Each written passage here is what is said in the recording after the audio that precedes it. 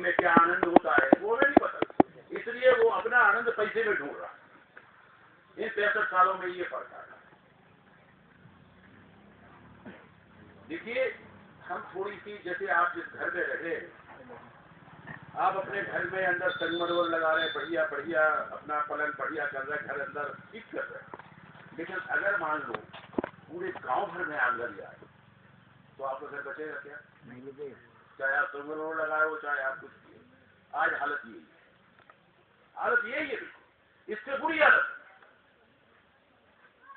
ये देश रसातल में चला गया है।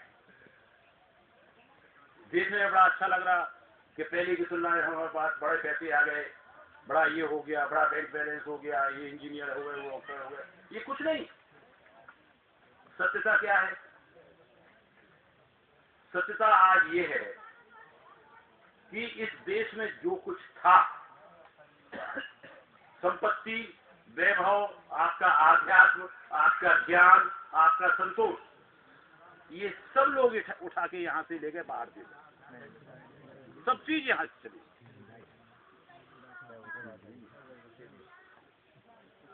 माइक ठीक कराइए। कोई बात नहीं साहब, आप जो बोल रहे हैं वो बहुत बहुमूल्य बातें बोल रहे हैं। नहीं, सुनाई देगा भाई। आप कौन है भाई साहब? श्याम जी भाई साहब, इलेक्ट्रीशियन कौन है?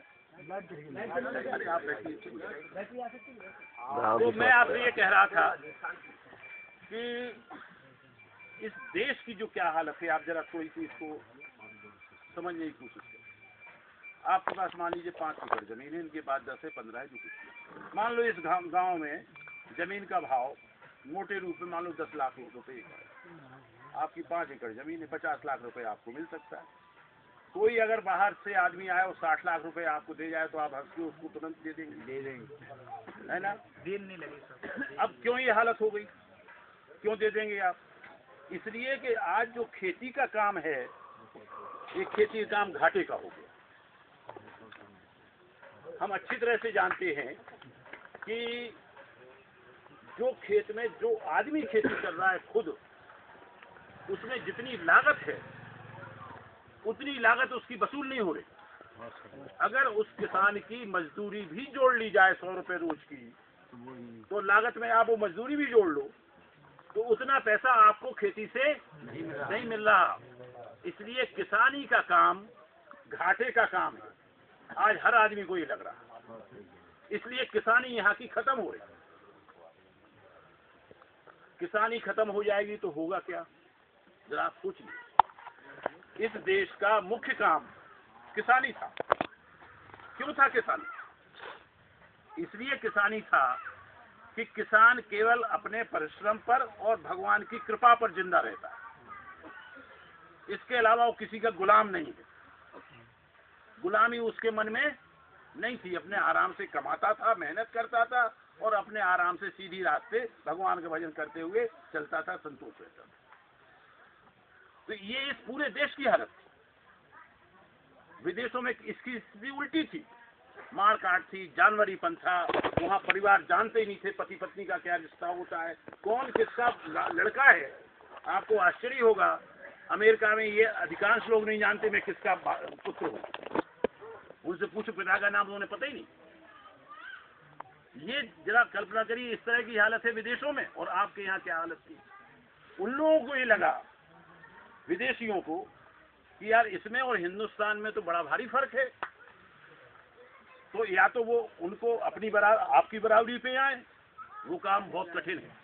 वो इसलिए कठिन है कि आपकी जो संस्कृति है, हिंदुस्तान की जो सभ्यता है, जो ऋषि मुनियों ने यहाँ त्याग और तपस्या की है, उसके कारण जो यहाँ परंपरा बनी है वो लाखों वर्ष पुरानी है। और उनका ज्ञान केवल 5000 वर्ष का है। केवल 5000 वर्ष, 5000 साल पहले वो जंगल में रहते थे या क्या खाते थे, कुछ कोई इतिहास उनका पता नहीं। तो कहाँ 5000 साल का अनुभव और कहाँ लाखों साल का। वो आपकी बराबरी तक आ ही नहीं सकती। तो जब आपकी बराबरी तक नहीं आ सकते वो, तो स्वाभाविक है वो क्या चाहेंगे कि आप उनके तक नीचे पहुंचे। तो उन्होंने सब लोगों ने मिलकर के, चाहे उसमें चीन हो, चाहे अमेरिका हो, चाहे रूस हो, चाहे जापान, आपस में लड़ते होंगे, लेकिन इस बात पे सब एक मत है कि हिंदुस्तान को बर्बाद करो।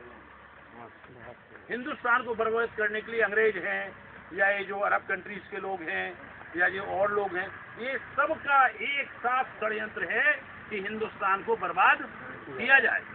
और बर्बादी का तरीका क्या हो, जो आपकी विशेषताएं हैं, जो भी विशेषताएं हैं, उन सबको खत्म कर। जैसे कि मैंने आपको एक किसानी का धंधा बताया, वो चाहते हैं कि इस देश में किसान न रहे। भाई एक आदमी इंतजाम करो, सब लोग अगर इंतजाम करोगे तो मैं जो कुछ कह रहा हूँ वो भी भूल जाऊंगा, और वैसे जोर से बोल रहा हूँ, माइक नहीं है, और आप लोग अगर यहाँ से इंतजाम करोगे तो फिर कैसे काम चलेगा। और अगर बात आपको ठीक न लग रही हो तो हमें भी कोई ऐसी भाई सहयोग करो, तब तो हम अपनी बात करें।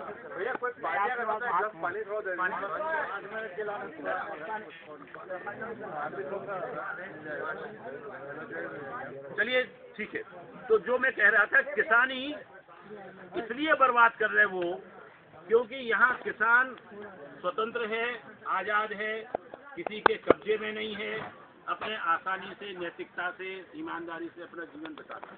ऐसे आदमी उनके लिए ठीक नहीं है, क्योंकि वो गुलाम नहीं बनाया जा सकता। इसलिए किसानी खत्म करना चाहिए। खत्म करने के क्या तरीके अपनाए उनने कहा DAP यूरिया डालो तब आपका जो है ठीक चले। अब आप लोगों को ज्यादा जानकारी, हमारा तो वेलकार की काम है, पढ़ा लिखा है, आप लोग ज्यादा जानते। हमें इतना ध्यान जरूर है कि ये जो DAP और यूरिया जिस चीज से बनता है वो क्या है, वो हम आपको बताएं। द्वितीय विश्व युद्ध हुआ था, सन 42 में खत्म हो गया। तो इसमें जो हथियार बेचने वाले लोग थे, उनको ये अनुमान था युद्ध चलेगा 15-20 साल, इसलिए उस हिसाब से उनने हथियारों बनाने के लिए सामग्री इकट्ठी कर ली थी। लेकिन वो 4 साल ही में खत्म हो गया। तो वो सामग्री उनके पास अरबों रुपए की बची रही। वो सब लोग इकट्ठे मिले सन 44 में कनाडा में। सब लोगों ने मीटिंग की, क्या करें भाई, हम तो बर्बाद हो गए। फिर तय किया कि ऐसा करो कि इस सामग्री से कुछ ऐसी चीज बनाओ कि जिसका आज प्रयोग में आए।